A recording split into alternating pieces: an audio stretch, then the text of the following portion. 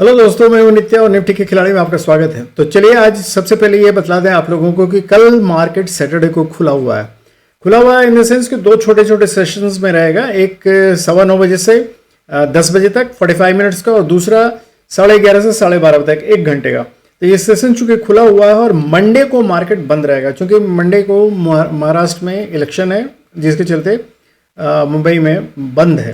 तो इसके चलते ही एक्चुअली सेशन ये इसमें छोटा सा सेशन दिया गया। इस दिन फ्रेश इंट्राडे आप ट्रेडिंग नहीं कर पाएंगे, लेकिन बाइंग कर सकते हैं, सेलिंग कर सकते हैं जो पहले का लिया हुआ और पहले का बेचा हुआ है उसको।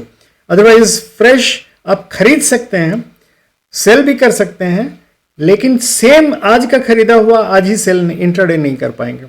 तो पहले का खरीदा हुआ बेच सकते हैं, आप आज कल बेच भी सकते हैं, लेकिन कल का बेचा हुआ कल खरीद नहीं कर सकते हैं। तो ये याद रखिए, इंट्राडे ट्रेडिंग आप नहीं कर पाइएगा। बाकी सब मतलब कैश सेगमेंट का सारा चीज़ वैसे ही चलेगा। तो हम लोग चलते हैं सबसे पहले ये देखने के लिए कि एक्चुअली मार्केट में हुआ क्या है। उसके लिए हम लोग सबसे पहले वनडे चार्ट में चलते हैं। तो देखिए आज मार्केट ने कंटिन्यूसली ये ग्रीन कैंडल बनाता जा रहा है, लगातार 6 सेशन का बनाया हुआ है और आज भी मार्केट ने काफ़ी अच्छा 500 तक ये टेस्ट किया। लेकिन ये जो बुलिश ट्रेंड में जा रहा है मार्केट, बेसिकली ये कर क्या रहा है देखिए। अभी इसको हम लोग देखें तो बेसिकली ये 61 पॉइंट अगर यहाँ से देखें तो देखिए ये जो लेवल दिख रहा है हम लोगों को ये 38.2% का, बेसिकली अगर रिटर्न की तरफ से सोचें तो ये 61.8% का हुआ। मतलब मार्केट नीचे से ऊपर शॉर्ट कवरिंग करते हुए ऊपर 61.8% को कर गया है। तो ये बाइंग स्ट्रेंथ तो अच्छा शो कर रहा है, लेकिन क्या ये कंटिन्यू कर सकता है ऊपर आगे, ये मतलब सोचने वाली बात है। अब अगर होगा, क्योंकि ये ओरिजिनल ट्रेंड था, इसका ये पुल बैक है। पुल बैक अगर 61.8% से ऊपर चला जाता है तो फिर चांसेस रहता है कि वो कंटिन्यू कर जाएगा। लेकिन अभी क्या इसमें इतना बाइंग स्ट्रेंथ है कि वो ऊपर जा सकता है? इसी को हम लोग देखेंगे। चलिए चलते हैं सीधे हम लोग ऑप्शन सेटअप पे। ऑप्शन सेटअप पे अगर हम लोग जाके देखें तो ये देखिए यहाँ मार्केट में 22,450 पे एक्चुअली इक्वल स्ट्रेंथ है और ठीक इधर भी हम लोग अगर देखें तो कॉल राइटर्स भी इधर इक्वल हैं और पुट राइटर्स भी इधर। मतलब अगर हम लोग 400 और 500 के बीच में देखें तो मार्केट इसी बीच में टिका हुआ है। ऊपर जाएगा कि नहीं, क्योंकि कॉल राइटर्स इधर जाते हैं, पुट राइटर्स कम है, तो ये मेरे ख्याल से एक रेजिस्टेंस का काम कर सकता है। अगर हम लोग फ्रेश चेंजेस की तरफ जाएं, फ्रेश चेंजेस में देखें तो यहाँ हमको दिखेगा कि कॉल राइटर्स एक्चुअली अनवाइंड कर रहे हैं, बेसिकली कॉल बाइंग हो रही है। इसका मतलब है शॉर्ट कवरिंग, इसी को बोल रहे हैं कि शॉर्ट कवरिंग हो रही है और ये इस पे 22,400 पे अच्छा सपोर्ट हम लोग को मिल रहा है।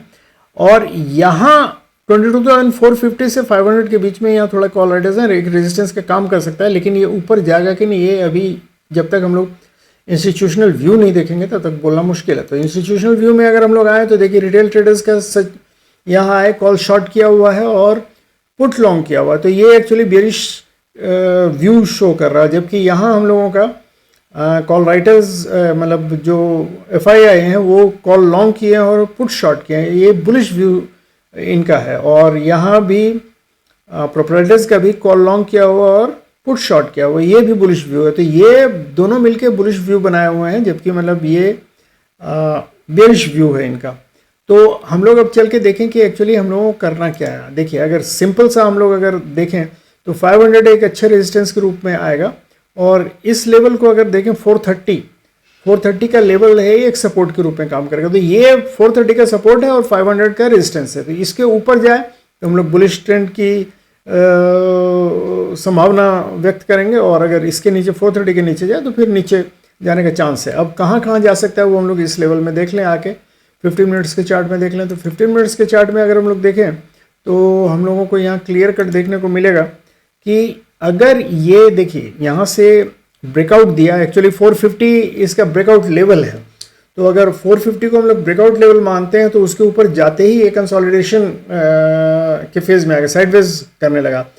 अगर इतना स्ट्रेंथ लेके ब्रेकआउट दिया है उसके बाद कंसोलिडेशन करने लगा तो इसका मतलब दो चीज़ हो सकता है। या तो यहाँ इतना पावर नहीं है इसके पास कि ये ऊपर जा सके, या फिर यहाँ पावर गेन करने की कोशिश कर रहा है जिससे कि ऊपर जा सके।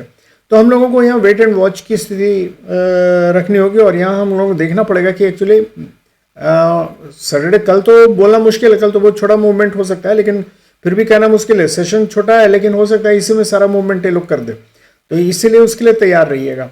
और ये कल नीचे अगर आता है तो जैसे मैंने बताया कि 500 का लेवल जो है रेजिस्टेंस के रूप में काम करेगा, और 430 का लेवल जो है वो एक्चुअली सपोर्ट के रूप में काम करेगा। तो इसके नीचे जब आए तो हम लोग ये देख ही रहे हैं, ये बॉक्सेस है और ये लेवल सब हम लोगों को पहले से पता है। उसके बाद 370 नीचे जा सकता है, और उसके बाद 300 यही लेवल है, और 300 के नीचे अगर फिर जाएगा तो फिर से बेयरिश मार्केट हो जाएगा। और ऊपर अगर जाना होगा 500 से तो 565 का पहला टारगेट होगा, और उसके बाद 600 का दूसरा टारगेट होगा। यहाँ हालांकि चांसेस कम लगता है इतना ऊपर जाने का कल, लेकिन फिर भी हम लोग ये दोनों टारगेट मान के चलें, नीचे और ऊपर दोनों। तो कल का यही है, साइडवेज मार्केट है। अब देखते हैं कल क्या एक्चुअली स्ट्रेंथ है, लोग गेन कर पाते हैं कि नहीं।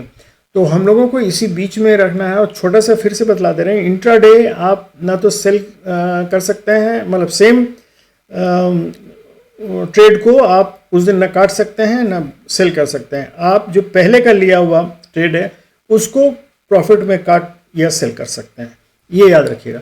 तो ठीक है दोस्तों, मंडे को मार्केट बंद है क्योंकि महाराष्ट्र में इलेक्शन है। तो ये जान के तो हम लोगों को ट्यूसडे को ही मिलते हैं। Thank you very much. Good night. Have happy and safe trading.